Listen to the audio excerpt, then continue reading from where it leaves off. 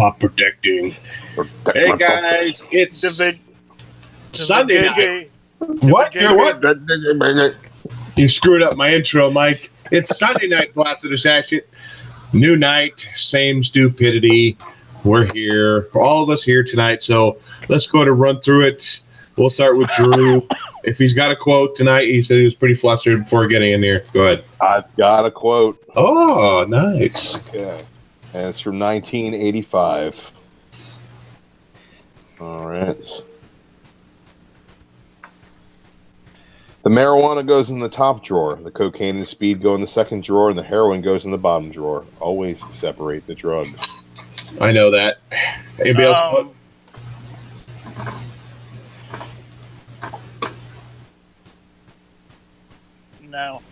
No. I thought I knew it, but It's Goonies. It is Goonies. That's what he's in Spanish. He's telling her in Spanish, right? Yes. It is. Jaccio got it. Yeah, mouth singing. Paul, you're up. All right, mine's from 2004. Now, the incident that happened at the Two Pines Wedding Chapel that put this whole gory story in motion has since become legend. Massacre at Two Pines, that's what the newspaper called it. Local TV news called it the El Paso, Texas Wedding Chapel Massacre. How it happened, who was there, how many got killed, and who killed them changes depending on who's telling the story. In actual fact... Go ahead. Is it Kill Bill? Close. Kill Bill Volume 2? There you go. Mike. SS Comic Reader actually got Kill Bill Volume 2 as well. Yep. Speaking of SS Comic Reader, it's a big shout out to him. He's been in here for like a half hour now, waiting patiently. Funkoff is in here. Lunchbox Comics is in here. Tristan McDougal is in here. Go to bed, Tristan. Go to bed, Tristan. MacDougal. Bedtime, MacDougal. Davis Comic Finds was in here in the beginning. I don't know if he still is or not, but my quote is from 1963. Holy shit, dude. A little older than where I was going to go. Sorry, go ahead. Yes. Jaws. No. Back to the Future. You are correct. Cat Rent Figures is in the house. She just popped in here. All right. Why are they doing this? They said when you got here, the whole thing started. Who are you? What are you? Where did you come from? I think you're the cause of all this. I think you're evil. Evil! Sounds like a Plan 9 from outer space kind of thing. Something like that. James Bond movie? No, it's not James Bond. Creature from the Pooh Lagoon? No, he's right there. I'm here. Give you a hint. Alfred Hitchcock. Psycho? No. The Birds. It is The Birds. The Birds. The Birds. I got it right. My movie is from the late 90s. I didn't get a year on it. You better bury Ned right. Better not cut him up, nor otherwise harm no whores, or I'll come back and kill every single one of you sons of bitches. Untouchable. Or Unforgiven. Unforgiven it is. Unforgiven. And we lost. Where'd Drew go? He muted his mic and shut off his camera. He's gone. I'm back. Oh, you're back. I knew it was unsomething. Unsomething. Well, go ahead, Drew. What's your first book? Is it an unsomething? Oh, geez. No, it's not an unsomething. Let's go with something different. Oh, yes, shall we? All right, let's talk about Captain America 701. This book's art is all over the place. Basically, because it's told in a bunch of flashbacks that are being had by Captain America's ancestor, or I'm not ancestor, descendant. So his like great grandson is dying. It's the future, and everything is just the way Captain America wanted it to be until a evil plot is uncovered It's pretty cool stuff. I really enjoyed it. Adam Hueys has a spot on art in here, and it's definitely a standout.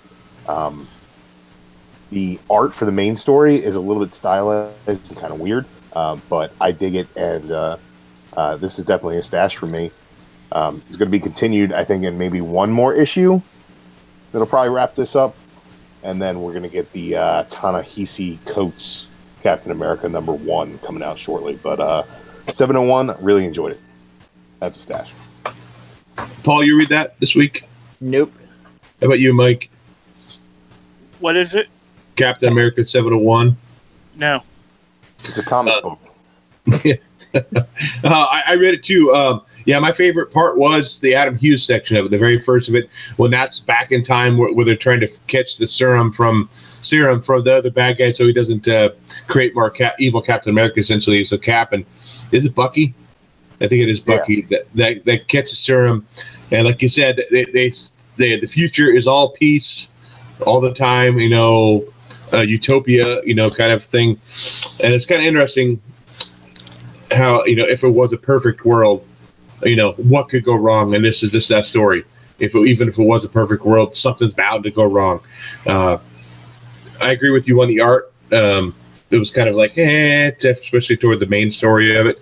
But I did love the Adam Hueys part. I'd actually love the story in Adam Hueys part because it's very true to Captain America, so good stuff. Cap 701 is a stash for me as well.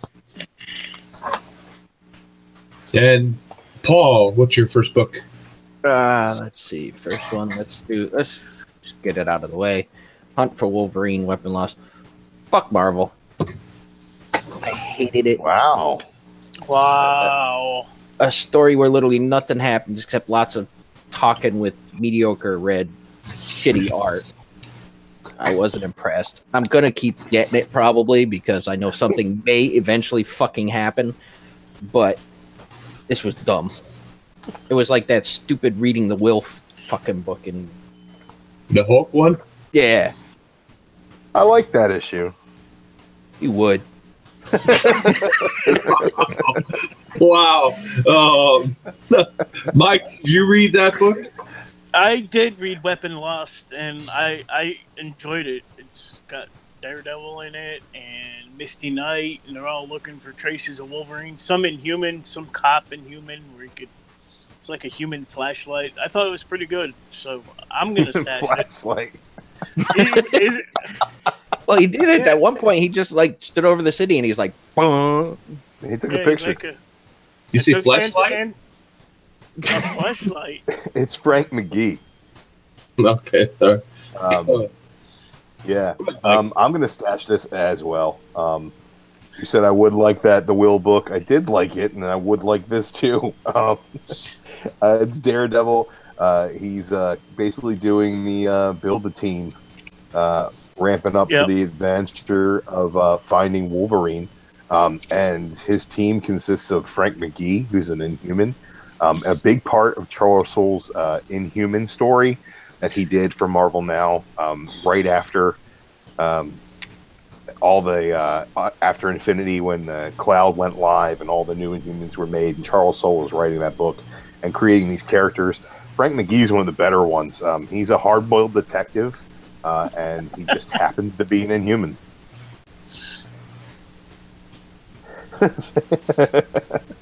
All right, wow! I checked the chat. That was a mistake. I lost track of what I was talking about. Also, Misty Knight's in here. She's a badass, and Cypher, who, if you are a fan of the New Mutants or X-Men, Cypher is definitely fun to see and hear. He's kind of addicted to try to figure out the internet, and he's starving to death and all strung out. It's pretty cool. I dig it. It's got a weird vibe to it. He's probably stuck on Pornhub for 2 days. Yeah. He gets a nice result from the internet at the end here, and apparently they're going to be looking for a needle in the haystack because Logan's popping up all over the globe. So I'm excited to see what they do with this. I like the team. I like the interaction between the two old cops. I like that Misty Knight is everybody's basically Daredevil. Just what the fuck are you doing here? That's pretty cool, and I dig it. It's a stash for me. I'll finger bang this issue right in its dog's mouth. Okay. Mike, what's your first book? This is my Fuck Marvel book of the week, and that's Spider-Man 240. And basically, in this whole issue, it takes place in a hospital where old Miles is recovering from his injuries, and basically throughout he gets visits from his friends, his family. I'm watching Backlash in the background here, so if I seem distracted, I am. Truth in advertising. Hey, the champions come and visit him, and fucking Spider-Man, he's built a hammock outside. Why doesn't he just come in and see him? He actually built a hammock outside his fucking window, and he's fucking like a creeper, man. Creeper Spider-Man. Now, Peter's emotionally adolescent, so of course he'd do something stupid like that. He's hanging out on a hammock right there outside the window. Just fucking. He's probably on Pornhub. But this is a blast for me. Anybody else read that Spider-Man book this week? I did read Spider-Man, and I thought this was a pretty good issue. Mike, did you read the letter by Bendis at the end of this? I did not. Okay, this is Bendis' last issue on Miles Morales, the character that he created. He does go into some detail in the end of this issue about his inspiration. He apparently had a MRSA infection and was in and out of a coma for about a week or so. And basically this kind of is reminiscent of his time and his experience with that. And every time he woke up, he was surrounded by loved ones and family and friends. So, and this was kind of Spider-Man? Yeah, Spider-Man was hanging out outside his window. Did he end the letter with Krypton for life? No, he did not. But I really enjoyed this. I thought it was pretty cool. I've been loving this series, and I'm kind of excited to see where it goes. It kind of leaves in a little cliffhanger where obviously he's going to let somebody else do something with this character. Marvel's not going to give up on Miles Morales, but I dug this issue. I thought it was pretty cool. So now hearing that story of Bendis almost dying, and this is kind of a reflection of his book, don't you kind of feel like a little bit of an asshole, Mike? I do kind of feel like an asshole. And I take it back. This is my pick of the week. Spider-Man 240. Right there. Okay, moving on. My book, I think I'm the only one that reads this book. I think I have quite a few in my stacks that I'm the one that read. This has actually been a while since it's been out. That's Hillbilly number 9. I think it's been 2 or 3 months since we've had a Hillbilly issue, maybe even a little bit longer than that. In this issue here, we find out there's this guy. He's the stone maker. I think that's what he's called, or stone bringer or stone burner. And he ended up stealing this egg from the witch's lair. Rondell's trying to figure out what? Never mind. What? Moving on. So Rondell actually gets captured by a mutated, essentially, Hansel and Gretel, and he ends up getting saved by the guy with the stone. He says that we need to team up in order to essentially attack what's coming at us now. And so now Rondell's teaming up with this other stone burner guy. So definitely a cool issue. It is a stash for me. I just wish it came out a little more consistently, but I know they're a really small publishing company, but it's a stash for me. I don't think you didn't read that, Drew, right? I do not read Hillbilly, so no. Okay. Well, you're up. Okay, let's take a look here. Let's do something different. Ooh, that's a good one. Let's talk about Dr. Star and the Kingdom of Lost Tomorrows. This is issue number 3. Got the Dustin Nguyen variant here. Dr. Star is a character in the Black Hammer universe. It's kind of expanding in a bunch of different ways. They did a spin-off series with Sherlock Frankenstein Now they're doing Dr. Star. He's kind of a intergalactic traveler, and he at one point ruined his family by traveling too close to a black hole and losing 18 years of time. When he came home, his wife was all despondent and drunk. His son was in the military, and his son now is dying of a horrible disease. He wants to try to find a way to. Oh. Huh? But nothing. Move on. Okay. He's dying of a terrible disease. Watch it in the rewind. Okay. And he's trying to find a way to save him, so he goes back to the aliens who he saved by going to this black hole. And he comes to find out that they've created like a Green Lantern Corps that follows his teachings. So it's a really cool issue.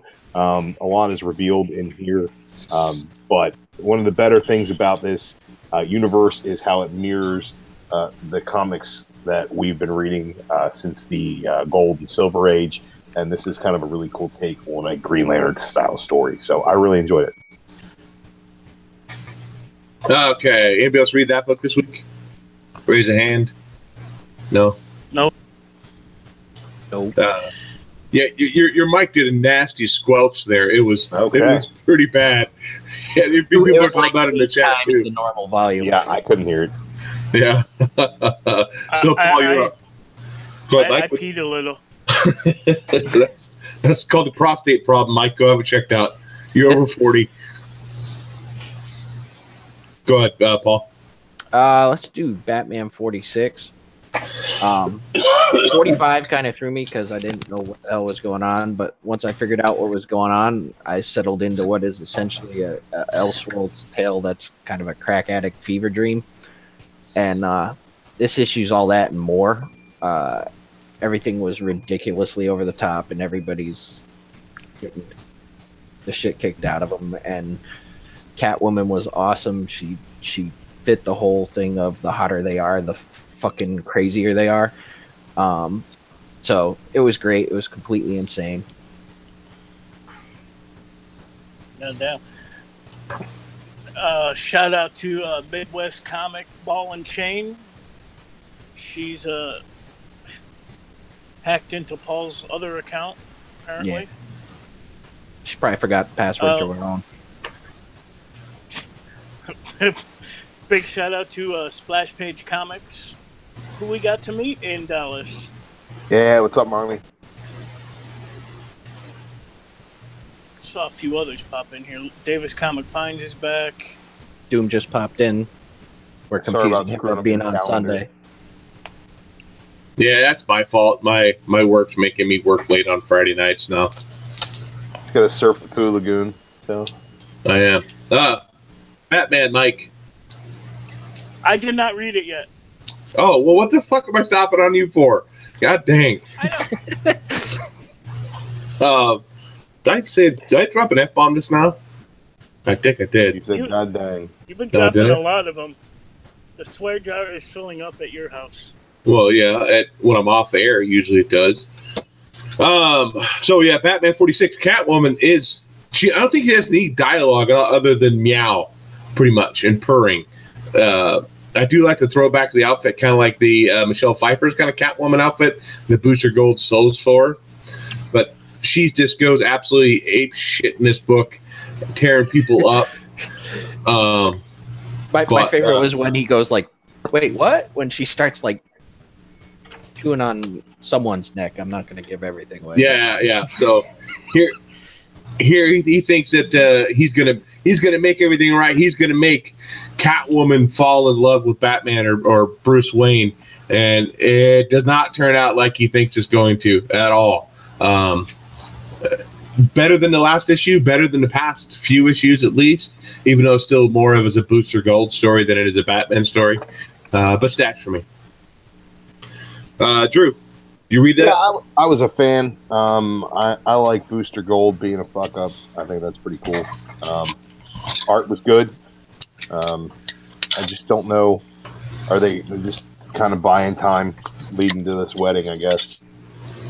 We get a schedule has been popping up in the advertising for all the tie-ins for that. So at least if they're trying to fill in time, they're doing something that's just completely batshit crazy. Right. This is definitely something that's off the wall, and I enjoyed it. It's kind of different for Tom King's Batman, but it's pretty good. I dig it. The art's good. Better than, say, reading a will. That was actually really good. Heartwarming and moving. Death of a major character. You kind of want to, see where things end up. But I guess you're soulless, Paul. That's all I can say. But they're talking about who's going to watch. Yeah, well, I mean, it's important to somebody. I mean, somebody probably cared. I don't know. I can't defend that anymore. This comes late. What are you going? Hey, Mike, you're up. What's your next book? Hey, at least it's not damage.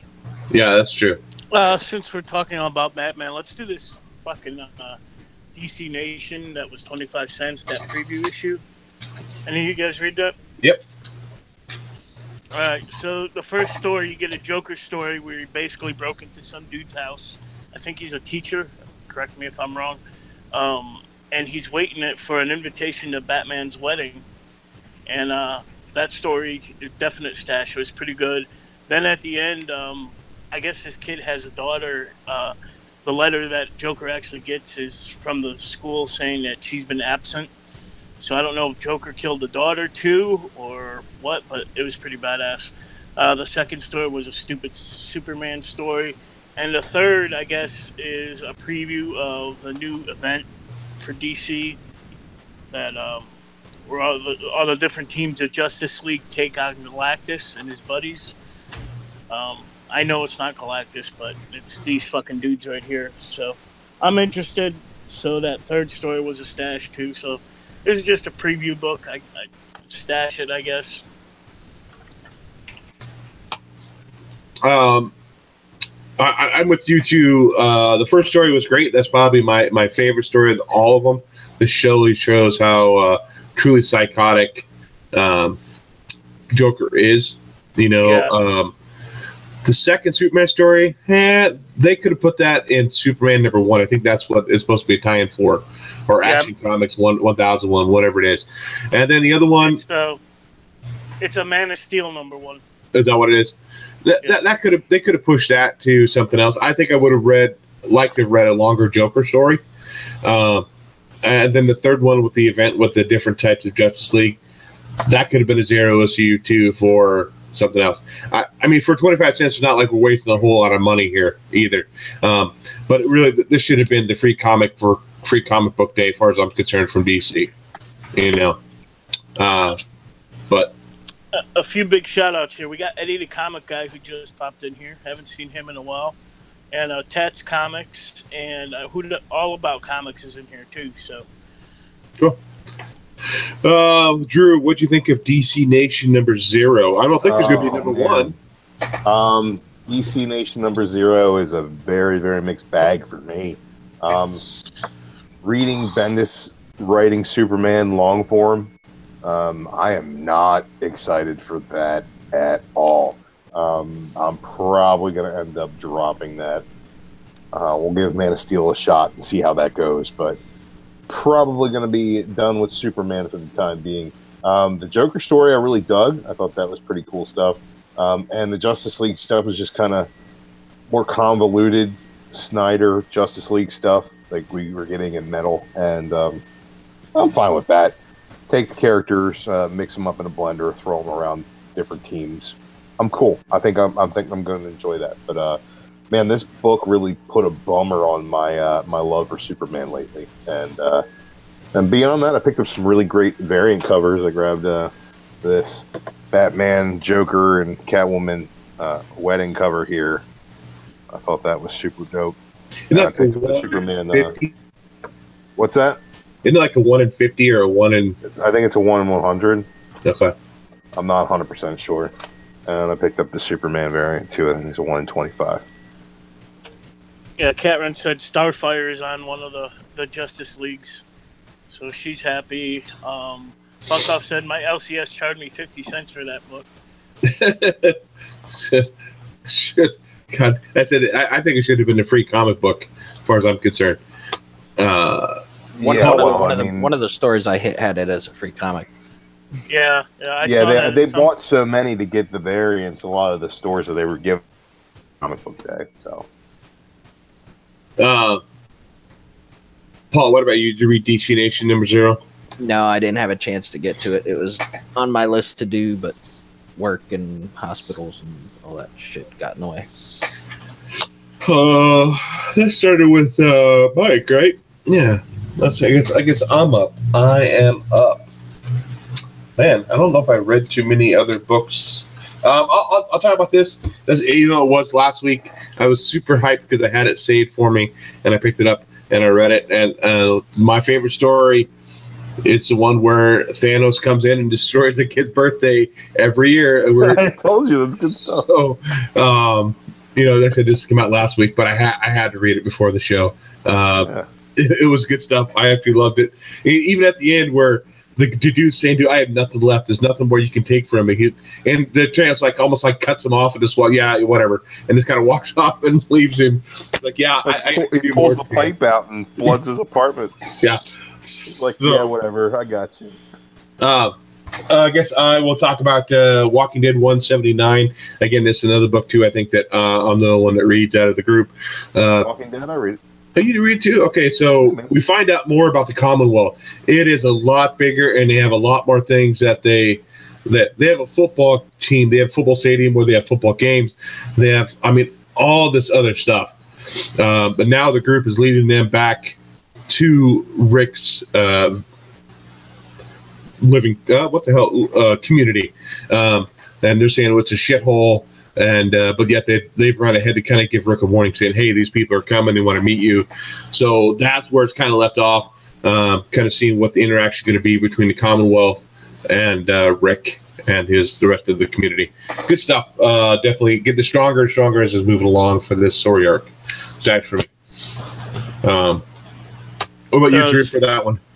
Splashface said he missed that Thanos issue, and that's actually the first annual for this. Yep. It'll be the only annual. Thanos is done. Yep. At least for the time being.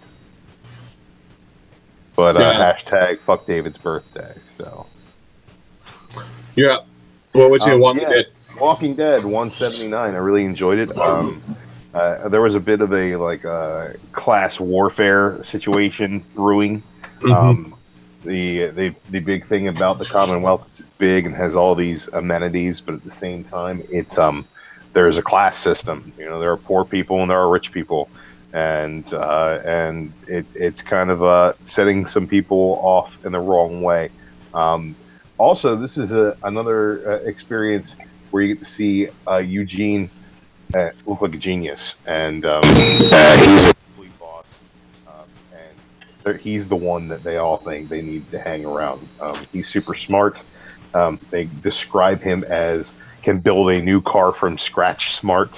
So I think they're going to try to utilize him. He seems to be a games that people have played in the past via Negan. He's shown that he can step up and be the hero. And I think at the end of this, he's got one up on these people from the Commonwealth, and I'm looking forward to see how this all comes to a head. Because if it gets ugly, I think that it's going to be a whole lot of fun to watch. Talking about you in the chat again, am I squelching? You're squelching. I don't know what it is. Fuck. So Splackface says he's deaf in his other ear now. I don't know what the fuck I'm doing with this. To continue on with that, people are pissed off because whatever you were kind of in your past life, like if you were a lawyer, you'd be considered a lawyer then, and you'd get more money versus. So I think people are just pissed off because they were a dishwasher before, and like, fuck, dude, what am I going to do now? I'm going to be a dishwasher stuck here in this world. They can't, But yeah, moving on. We digress a little bit more. Invest a new headset. That's what Paul's wife's telling you. But what? Paul, you're up. I did invest in a new headset. This cost me all of 99 cents. Let's do Red Sonja Tarzan. The art was not the strong point of this book at all. And it felt kind of forced getting Tarzan and Red Sonja together. I mean, how couldn't it be kind of forced?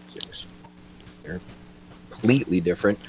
But I'm probably going to keep it up for the pure insanity that's going to come. It's just two totally different genres just thrown together and see what happens. Mike, what about you? You're holding it up. I have not read it, though. The only thing I thought was good was the cover. That was it. Adam Hughes cover. I read through the story, and I was like, oh, my God. The Tarzan even did a Hulk move at the end where he ripped his shirt open, getting ready to kick some ass. But at that point, I was just flipped to the She does look like Peg Bundy. I guess she does. Yeah. Peg Bundy's George's uncle. Maybe Al just couldn't keep, wasn't good enough for her anymore. But I read about half of it, and I'm like, oh, I can't read anymore. I just can't do it. I end up flipping through the rest of the book, and I'm like, yeah. So that's a blast for me. What about you, Drew? Did you read that book? No, I did not read that book. He's all depressed now because he's squelching in people's ears. Softly. Hopefully, I won't squelch. I don't know anything to do with the volume of your voice. I don't know what it is. Have I squelched since I started whispering? No. No, but Mike's getting all hot and bothered. Yeah, you're sounding a little sexier now. Yeah, we could do a Blast International ASMR episode one night. No, I didn't read Naked Peg Bundy. The good thing about this is the cover. Moving on to Mike. So shiny. Mike, you're up. All right, let's do Infinity Countdown, number 3. I don't know why I'm still picking this up. I'm hoping some good things come out of this shit. I don't know. So basically in this one we get Warlock trying to save Silver Surfer from Ultron's control. Guardians doing whatever the fuck they're doing in this book. Groot's still acting like the Hulk. Towards the end, Drax plays a saxophone, and at the very, very end, Silver Surfer is asking Galactus, the Lifebringer, for some help. Like I said, this is a semi-stash. I really hope this whole Infinity leads into something great. Pretty cool Drax cover right here. So, semi-stash. But Drax was a saxophone player in his prior life. Right. Yeah. Correct. Okay. I didn't read that. Drew, what did you think of Infinity? Go ahead. I was a fan of Infinity. A big shout out to Comics Misexplained. Misexplained. I just see sex. My sex planed. Misexplained. Comics Misexplained. Big shout out to that guy, man.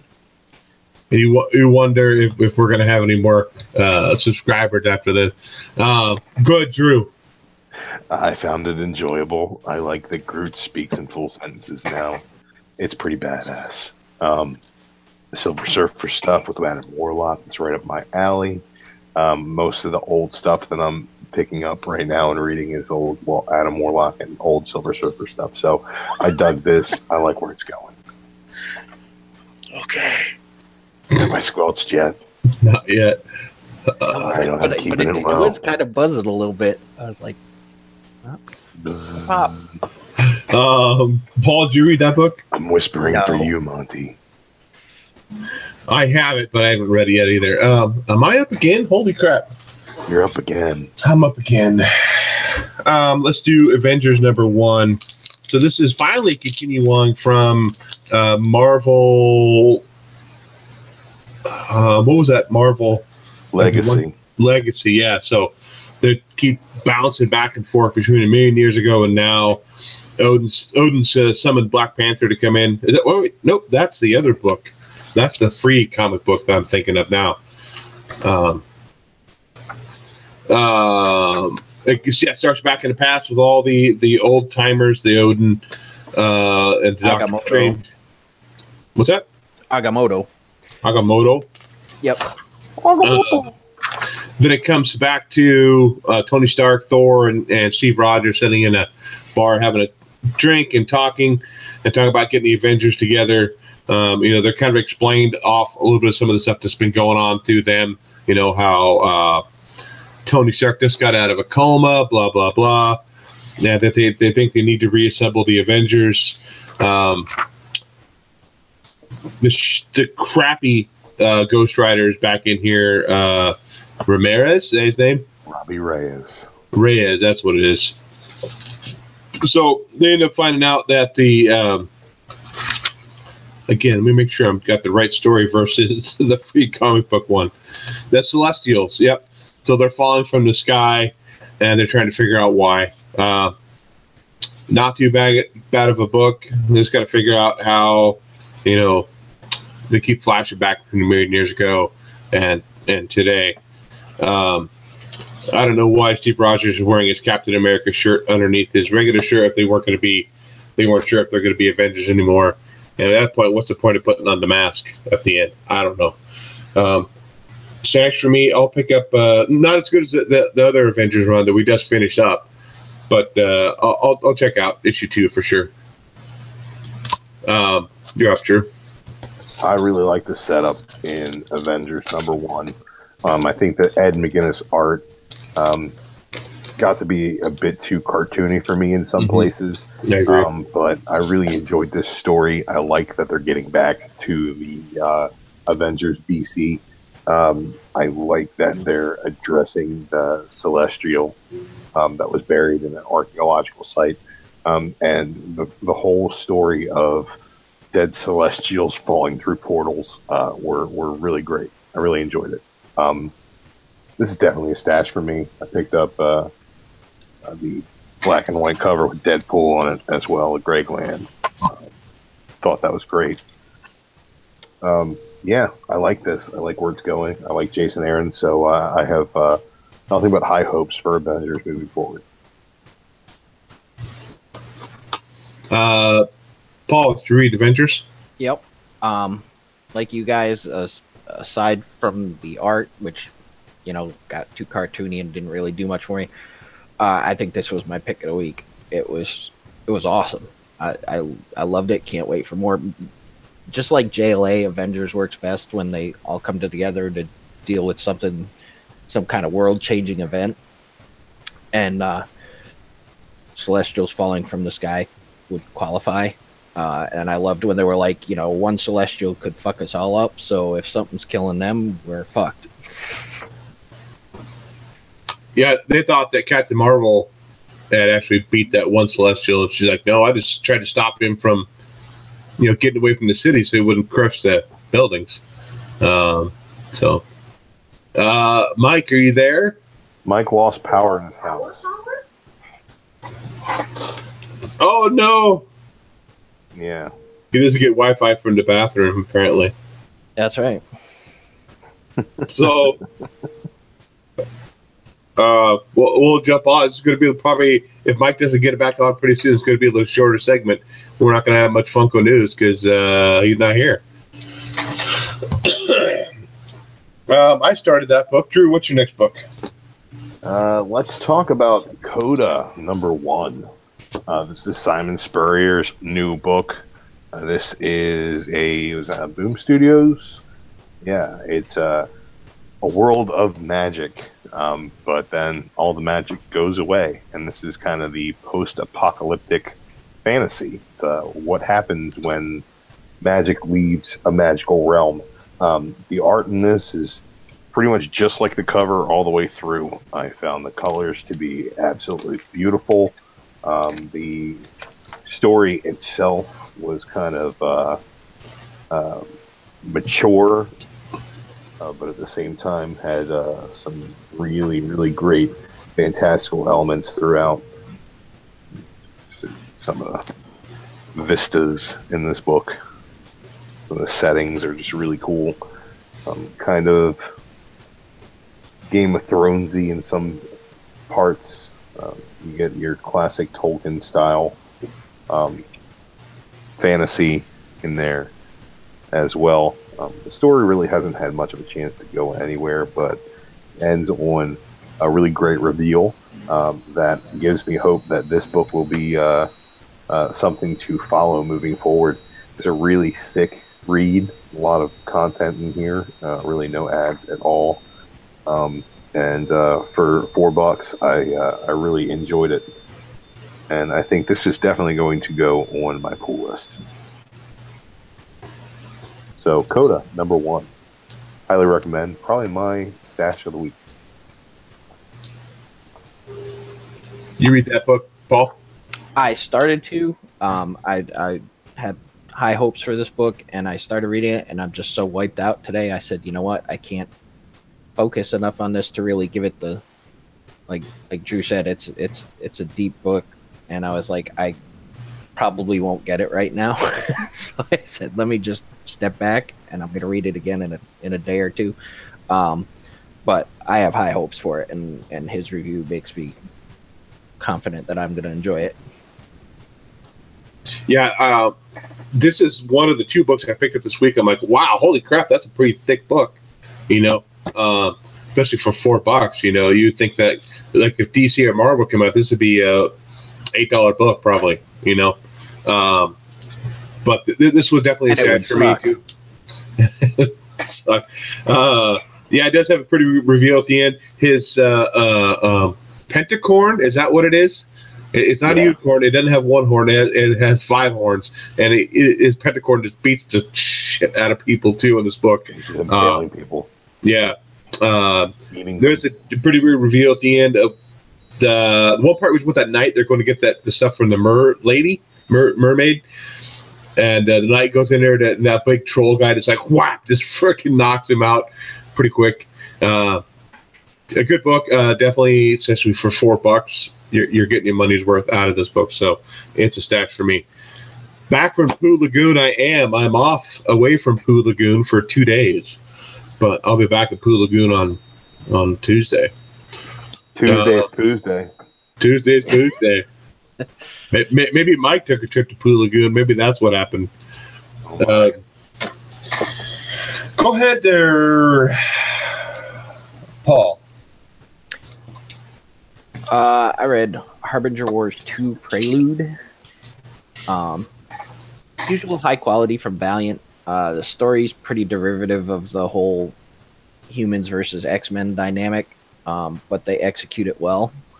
And it looks like it's going to be a pretty good story. It's kind of like a more violent take on the whole humans X-Men thing. So, like, it's Valiant. I'm going to pick it up. I really enjoy everything they've been doing lately, so that'll be a stash. You read that, Drew?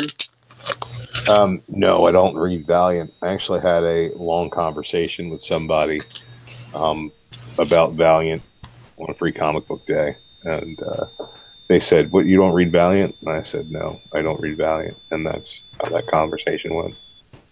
Yeah, that sounds like a really long, deep conversation there, buddy. So that's I just don't read Valiant. I just Valiant to me.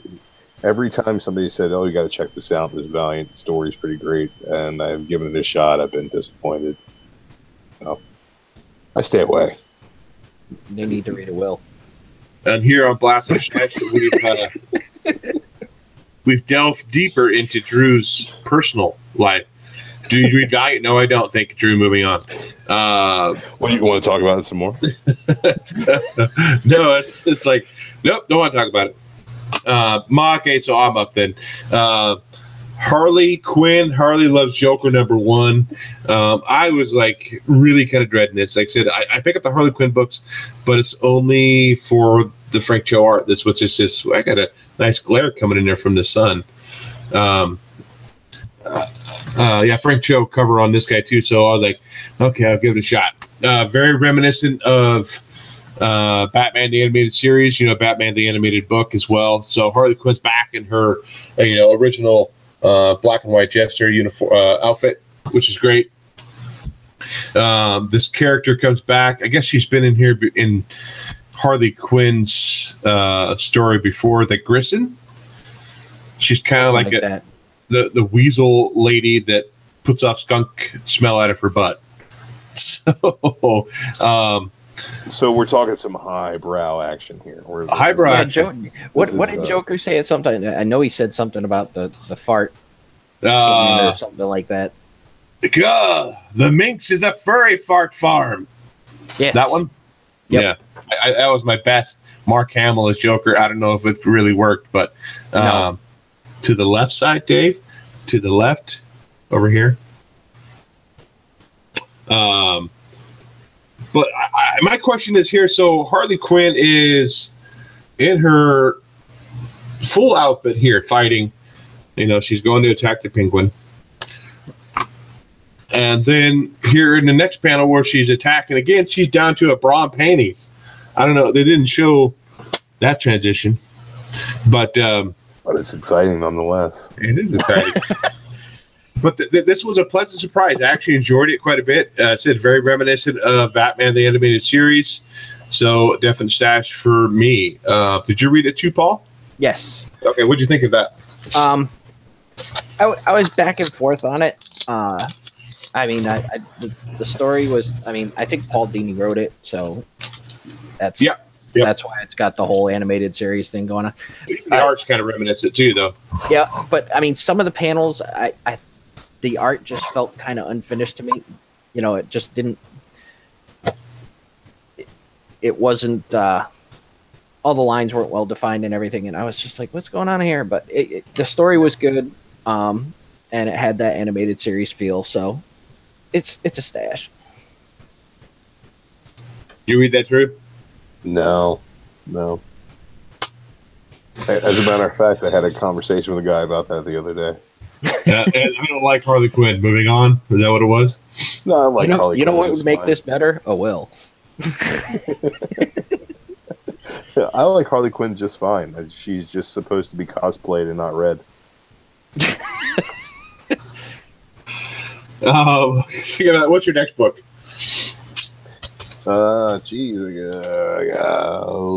Weapon X, number 17. Sabretooth's in charge. I like this cover a lot.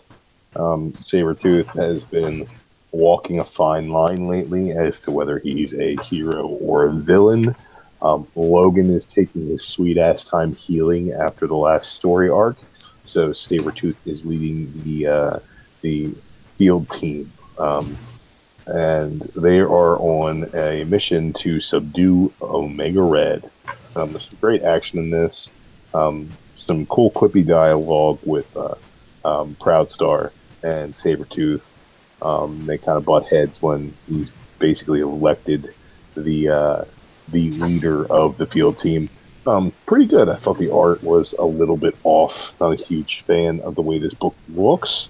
But Pack is writing a pretty good story, and I enjoy the way he deals with these characters. So, soft stash. I'm thinking about giving up on Weapon X, but I like this arc so far. We'll see how it goes. Paul? No, I'm actually done for the week. You're done? I had more I wanted to get to, but then work called at 4:30 this morning. Okay. I'll talk about this one. I think this was the other big book for the week. Unless it came out last week and I'm misplacing it. Action Comic Special? That this week? Yes, that was this week. I got to flip through it to kind of get an idea of what the hell happened again. And that's how much it stuck in my brain. I think I only read the first story. Yeah, I must have. I only read the first story. There are 3 different stories in here. So it must not have grabbed me that much. Who's a writer on this bad boy? I think there are multiple writers on each story. Yeah, they're all written by somebody different. I only read the first story, and that's when we think that Lois Lane's getting targeted, trying to get killed, because they realize that's Superman's weakness, that his family, his loved ones, if they get killed, or that's what's going to make him, that's his weakness for sure. And he thinks it's Lex Luthor behind it the whole time. We come to find out it's not Lex Luthor, so to speak. That was what I read. That was a pretty good story, Lex Luthor wanted to know who's the one that was doing it. He's using his name essentially to try to attack Superman, but Superman wouldn't reveal it. So that story's just attached for me. I mean, it's probably just a one and done. So I don't think it's really anything special you need to worry about picking up. Now, I don't think they're really into continuity very much. For $5, it was kind of like, but yeah. So it's a blast for me. But what about you, Drew? I really enjoyed it. I thought that this might be the last chance we get to see some quality Superman before Bendis everything up. But I really enjoyed the middle story in here, kind of about the history of Lex Luthor and basically him wanting to run for president at the end of it. It's kind of cool. I dig it. I think they're trying to find a way to make Luthor viable as a villain again, which seems like they're doing some good character work with him there. The final story, the backup story, I really dug, and it's about Lois Lane and Superman, and it's just a really touching human story.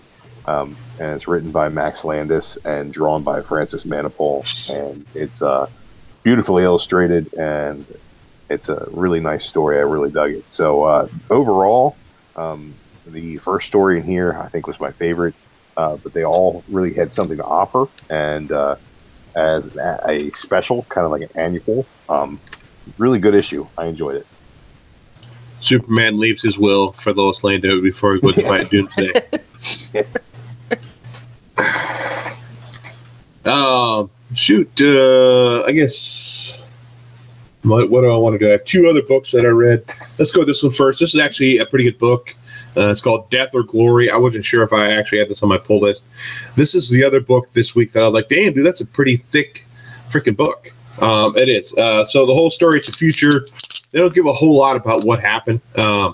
This girl was raised kind of off the grid, away from everybody else, so she has a different kind of take on life.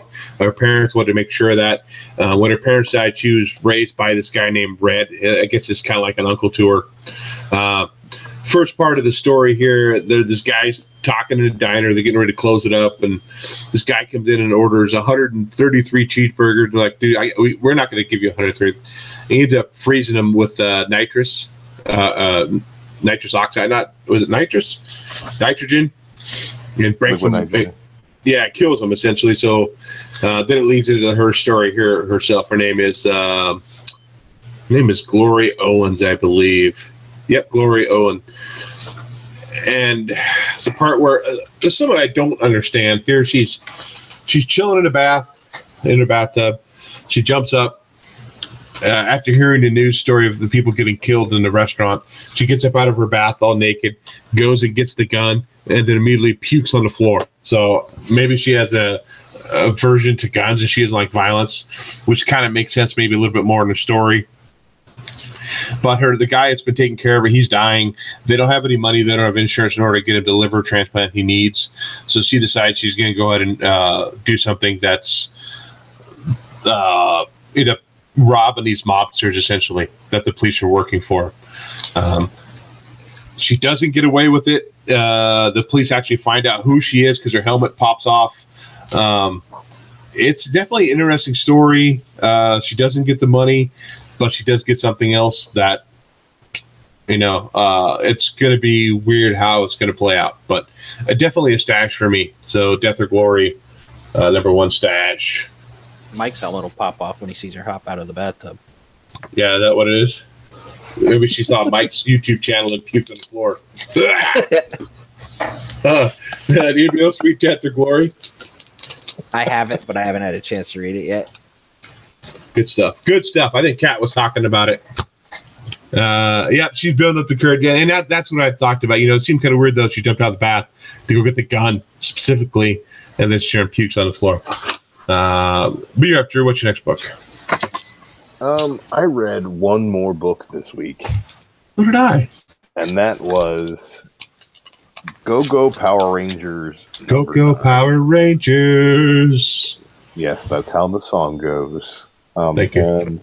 I'll be here every week. Grid has been absolutely awesome.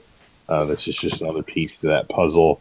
This is time and dimension hopping evil Tommy from the future, killing all the Power Rangers in existence. And it's pretty great. This has Rita, and we don't really know her intentions, and I won't spoil it, but this is definitely a nice reveal at the end of this issue as well. Go Power Rangers is kind of the original Power Rangers, kind of set the original Power Rangers TV show, kind of like Power Rangers Year Zero, and the main story kind of is in the future a bit from this. So it's kind of cool to see how they interact with each other, and I'm really enjoying all the Shattered Grid stuff. So definitely check it out. And somebody sent me a link to a video that Kyle Higgins, who's writing the main story, that he directed, kind of a trailer for Shattered Grid. So I will share that in the on the Facebook page later this evening. Anybody who's interested in checking out this book at all should definitely take a watch at that as well. Shattered Grid's been really great, and I'm not a Power Rangers guy at all. This has definitely got me converted. It's good stuff. Real quick to shout out, since Mike's not here, Melody121680 popped in here and asked, did y'all read Stellar in the back of the Walking Dead 179? Got the ash can. I didn't read the backup story in there. I see Drew as a pastel ranger. I don't know what the hell that is. What Splashface is talking about there. But moving on to my last book. I actually got these books for my daughter. I think I'm more of a mauve ranger. I'm just a general park ranger.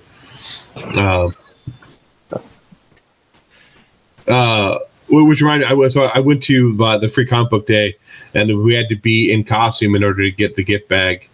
And I was wearing my uniform for work, and I told them that I was Rick Grimes' lesser-known cousin, a park ranger from Oregon. And so the guy got my gift bag. But my last book, as I was saying, is I mainly got these for my daughter. She's a huge Nightmare Before Christmas fan. Mine too. Your daughter is too? Yeah. My daughter's 21. Mine too? Mine's 6. This is Tim Burton's A Nightmare Before Christmas, Zero's Journey.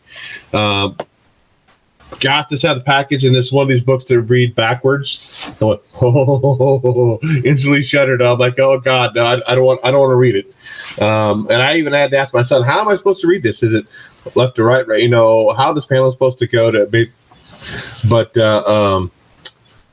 the writer on this, oh my God, what some amazing writing. Let's go through this together.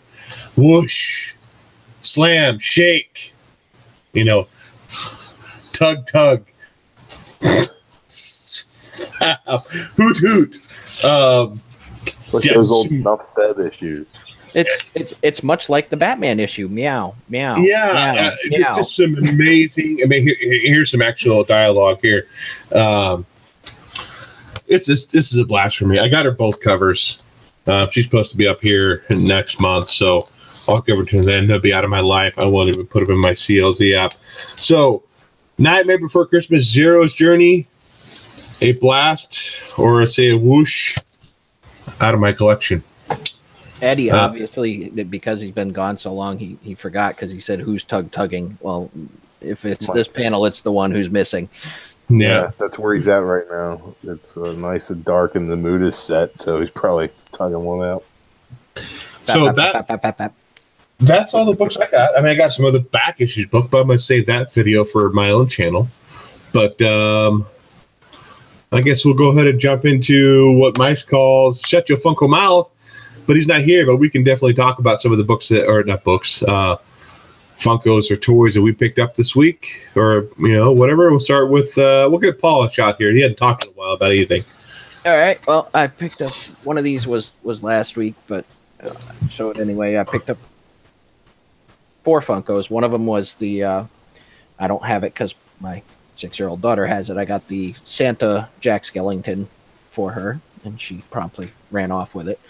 But I also picked up the Walmart exclusive Thanos. Yeah. And like Mike, I am not a fan of the 8-bit Funkos, but I got the Xenomorph, the bloody version. Cool. It's previews exclusive, so that was pretty cool. And then, last but not least, picked up Gwenum.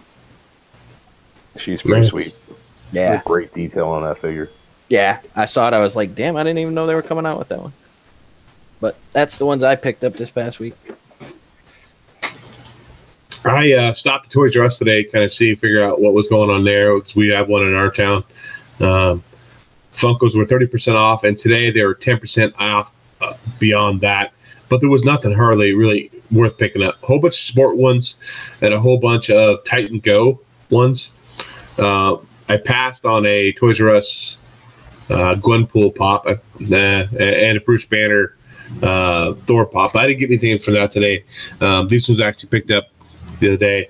I never even played this game.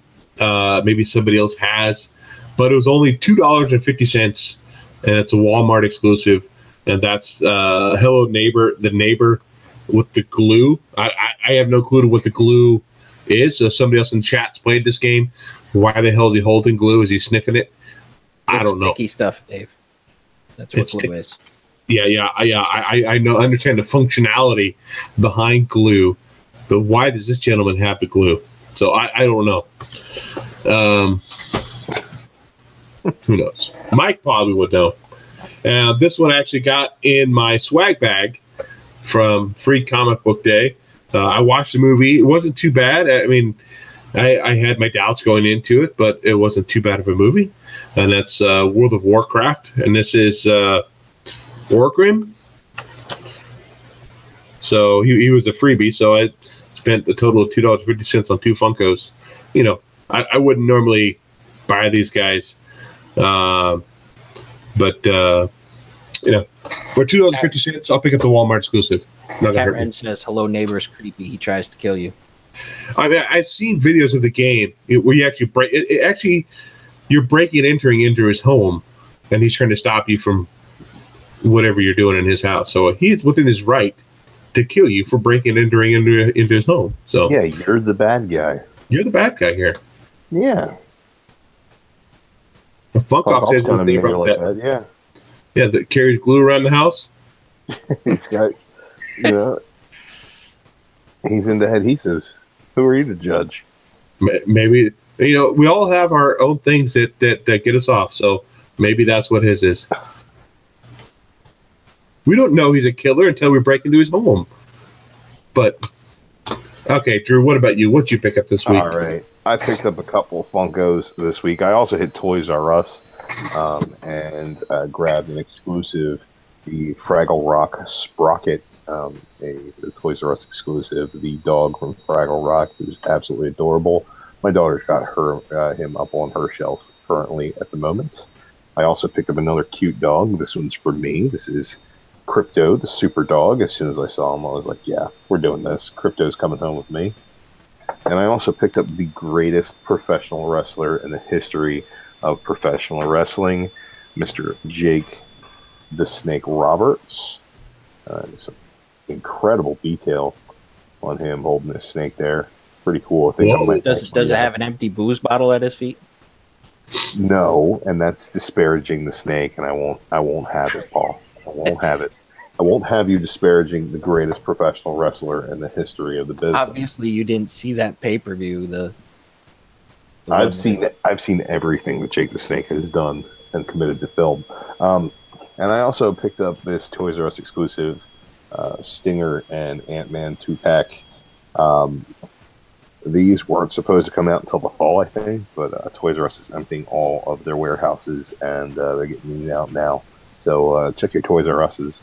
This was 40% off, so got it on the cheap too. So that's exciting. Yeah.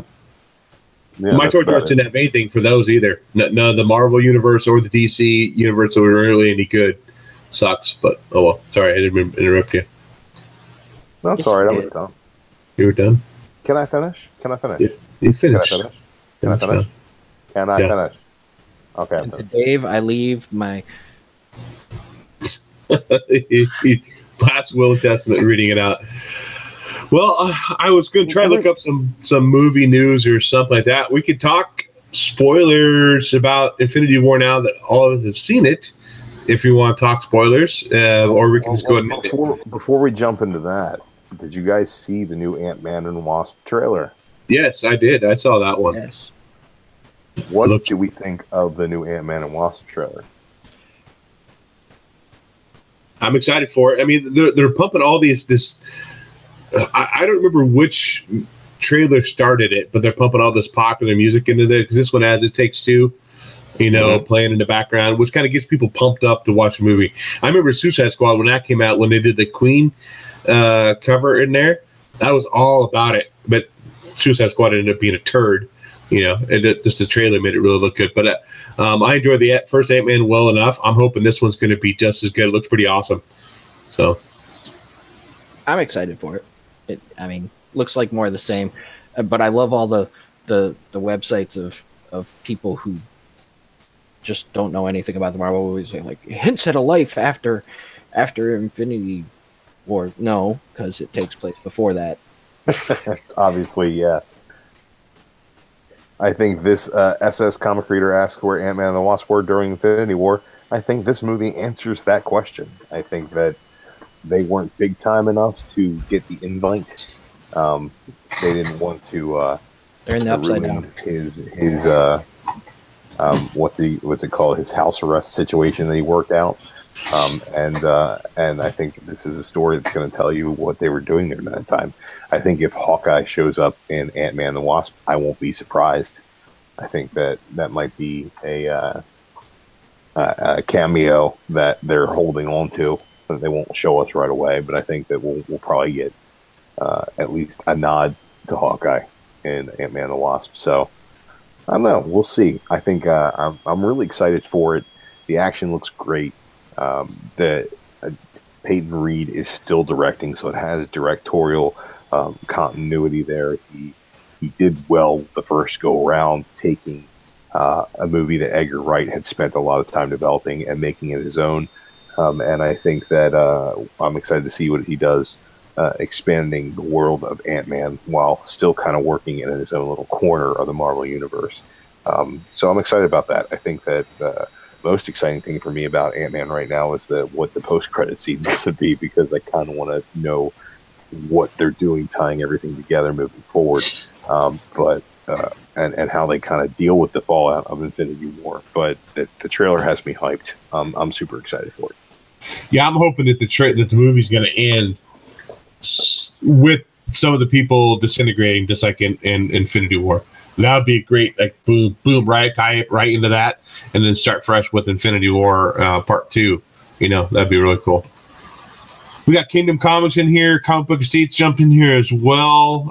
Tacoma Comics. I'm not sure if we talked about him earlier. Trying to see who else. Miss Hustle as well. Miss Hustle. Yeah. So, okay. So talking Infinity War spoilers. These are people who I think are not coming back at all, even though it's I think it's going to be Gamora. I think it's going to be, Loki may come back. Loki's already died a couple times. Hold on your spoilers. Huh?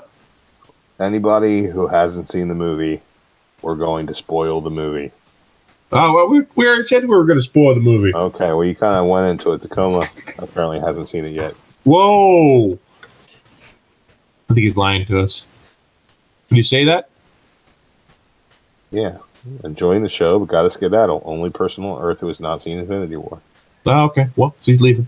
Is he gone? Is he gone? Spoiler alert! Yes, we said we're going to talk about Infinity War spoilers tonight about 5 minutes ago. So, yeah, the people I don't think are coming back are Gamora, Heimdall, and Loki. I think those guys are gone for good. You think Gamora is gone as well? That's what I said. Gamora, Loki, and Heimdall. I think Gamora's coming back, but I don't think she's coming back in Avengers 4. I think she's coming back in Guardians 3. Avengers 4 will be before Guardians 3, though, correct? Yes. I think they're just that's throughout Avengers 4. I think she's going to stay dead. I don't think they should rush her back. I think that would be a good base point to start Guardians 3 off on. I mean, I can see where Gamora may come back because she was killed to retrieve the Soul Stone. So maybe her soul is there in replace of the stone. Maybe that's why she can come back. Uh-oh. Eddie's leaving too. The guy from the Doritos commercial was awesome. I don't know what they're talking about there. Neither do I. The best line in the entire movie was Michonne, though. What'd you say? when Scarlet Witch came down and just decimated the entire fucking army, and she goes, "Why was she up there all this time?" Yeah. Well, they answer that question immediately when Corvus Glaive is a badass motherfucker and just comes in and starts kicking the shit out of the Vision. Did he kill Shuri? Did we get a confirmation on that? Did he not? I mean, he hit her with something. She fell down, right? He was killing everybody else. I don't know that there was any resolution. The scientist chick. Oh. Black Panther's sister. Black Panther. Okay. Well, sorry. Relax. Like I have a hard time remembering names in the middle of these freaking books, let alone all the movies. Yeah, I think Star-Lord is now the D-bag of the Marvel Universe. Oh, he's been getting so much hate on Twitter. Is he though? Like I don't hate on Star-Lord for that. He got emotional. He lost control. What's funny is everybody's hating on Pratt, and he's like, "Dude, that's my character. I just read the lines they gave me." I like people were calling him out and saying it was against his character, that he showed he didn't grow at all. Well, he's Star-Lord. He's not supposed to grow. He's supposed to, we're supposed to think that this guy who's so insecure around Thor when they first meet him, that he's talking in a deeper voice, in order to, kind of puff his chest out to match him.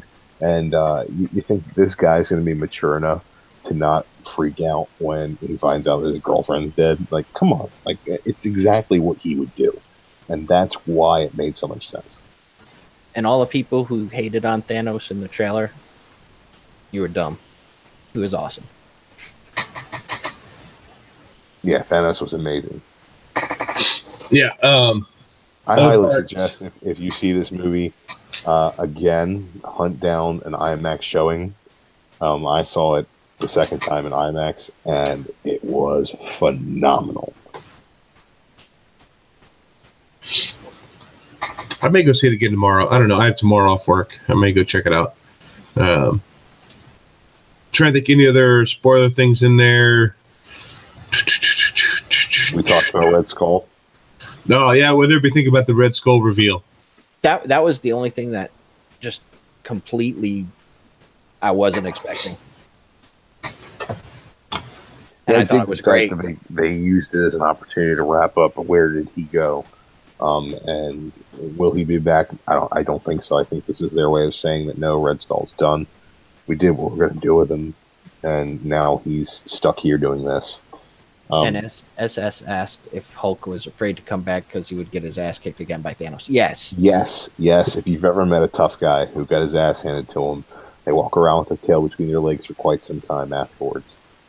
He definitely got completely Oscar de la Hoya by Thanos, and it was badass. and I think that whole thing is going to be a big part of 4. Yeah. But yeah, when he's like, "Come on, big guy, no!" I just love him. He's like Ebony Maw says, "Let him have his fun." And then Thanos just kind of smirks and just completely, like a boss, just boxes the shit out of the Hulk. He's just like, every time he gets hit, he's got a look on his face like, what the fuck was that? He's always been able to just fucking obliterate anything. Well, Thanos is just as strong as him and knows how to fight. Yes. Yeah, I thought Thanos was perfect. My favorite part of the movie, though, hands down, has to be Ebony Maw. Every line that left Ebony Maw's face was just incredible. Rejoice, you are about to die at the hands of the children of Thanos. Through your death, you will become children of Thanos. As he says to Doctor Strange, they'll take it off your corpse. It's so great. It's so every word was perfect. It was amazing. I didn't like the way that they killed him, but I thought that was pretty cool. And I thought Thanos' reaction when he sees Doctor Strange sitting on Titan, he's like, "Oh, so the Maul is dead. That this day has extracted a large toll." Yep. The Ebony Maw from the opening scene of that movie was awesome. Thanos was awesome. The whole Black Order was great. So what was it? Was it Peter Spider-Sense that made him be the only one who realized he was about to disappear? Yes, had to be. But he got jettisoned out pretty quick, though. Sorry, but no, that's the only thing I could think of, because everybody else just like kind of fell apart, and he's like, I don't want to go.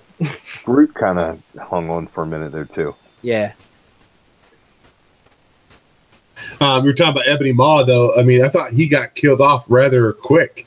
You know, they blasted the side out of the ship, and he got jettisoned out. So that then we got an icon in the house. Oh my. So just after that scene where Ebony Maw gets blasted out of the ship, we see the Iron Spider legs. What did everybody think of the new Iron Spider with the lake and all that stuff? Did it work out, do you think? Yeah, I think that it worked out pretty well. It being the same nanotech that Tony Stark was using was cool. Yeah, I dug it. I thought that the functionality of it was pretty cool. It looked really good. So, I mean, what more can you ask? Yeah, I mean, they actually had it appear when it was useful to him. You know, it wasn't just for looking cool. It saved his life. A couple times, too, I think. So moving on from that, they take over the ship. They go and they're headed to Titan. And that's where they run into the rest of the Guardians of the Galaxy minus Rocket and Thor. How about Rabbit and Tree? Rabbit, yep, Sweet Rabbit. That he kept calling him Sweet Rabbit. That was pretty funny. And Rocket didn't even do anything about it either. Rocket gets pissed off when people call him a raccoon or call him anything else. But every time he called him Rabbit, he's like, well, you know, it didn't bother him at all. Yeah, he like got him, would fuck him out. Yeah. He's a pirate angel. Yeah. You're a dude. This is a man. Yeah. I'm moving so slow that my presence is undetectable. Drax was hilarious in this flick. I don't know. The entire movie was a 2.5-hour nerd boner. I mean, it definitely was. Yeah, because like I said, my LCS rented out like half the theater, and we're all sitting there. We kind of, you know, a lot of people knew each other, kind of talking before and after the show and stuff. We talked about Drax, talked about Peter Dinklage as the dwarf giant. What people think about Peter Dinklage in there? That's like kind of the one thing I didn't care for, to be honest. The fact that, you know, they never showed him really with the other characters to give the sense of scale that he's supposed to be this giant. So I just saw him as Peter Dinklage, this little guy.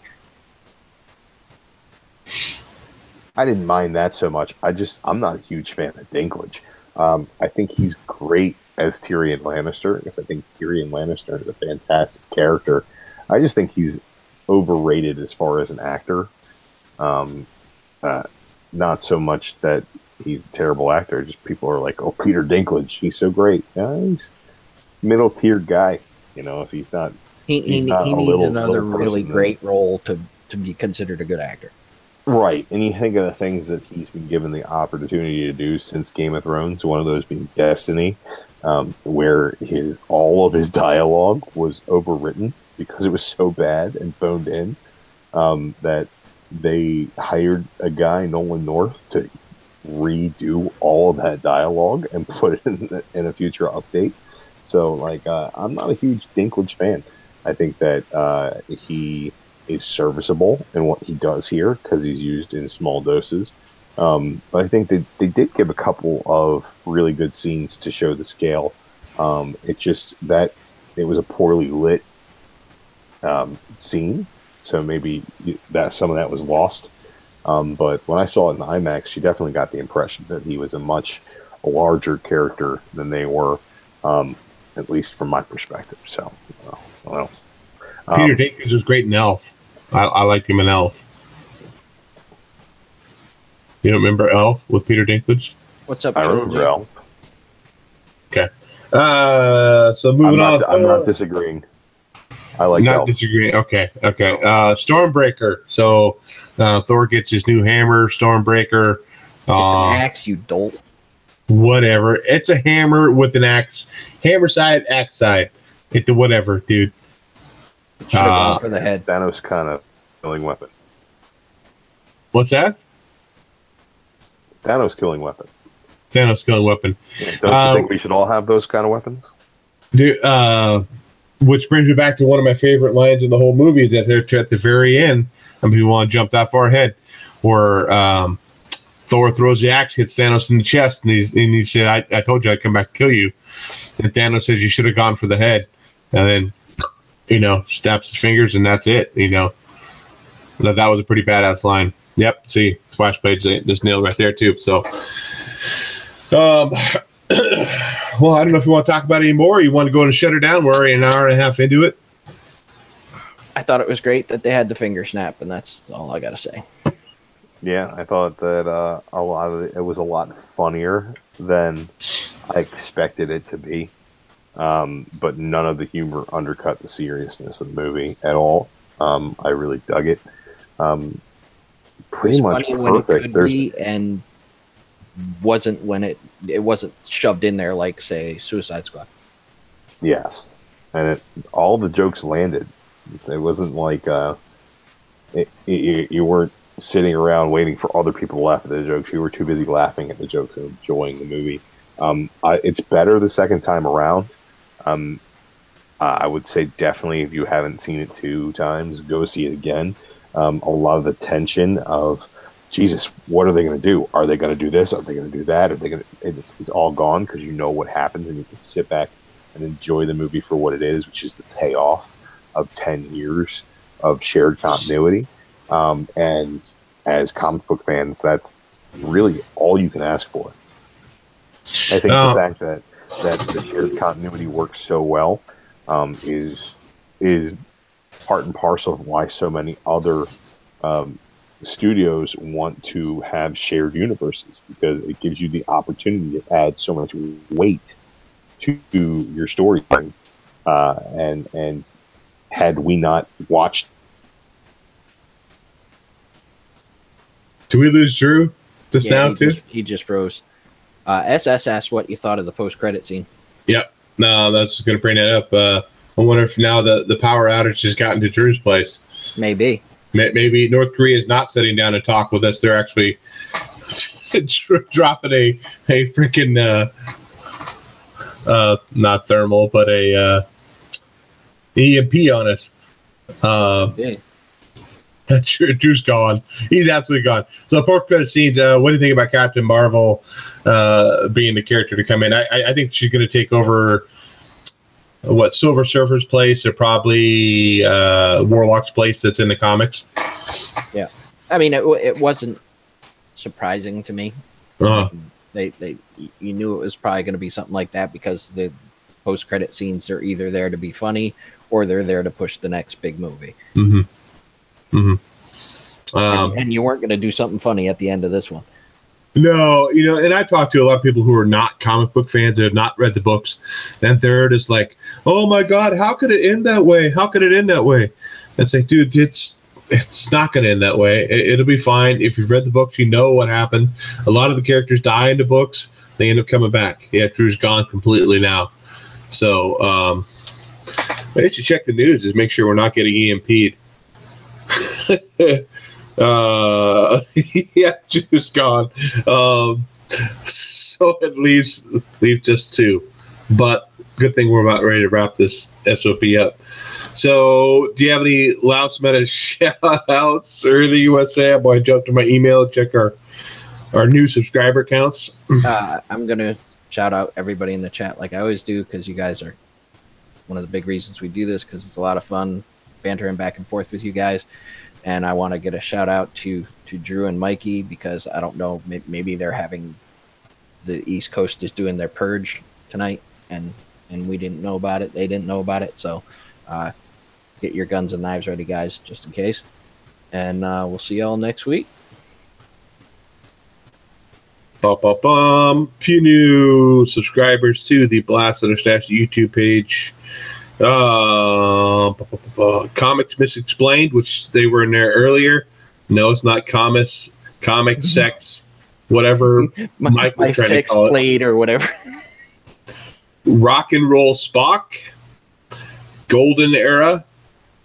I thought there was one more. Where is it? Scott Gustafson. So thank you guys for the subs. Make sure you go check out our Blast Under Stash It page, our Facebook page, as well as our Twitter page. We interact with everybody on there as well, and a great place for you guys to post what your latest finds, or you need help finding a book, or you want to sell some books, whatever. Jump on there and say, "Hey, Blast Under Stash It guys, let's do this." So I guess we'll go ahead and roll it out of here. So whether you blasted or whether you stash, happy reading, and we will catch you guys next week. Later.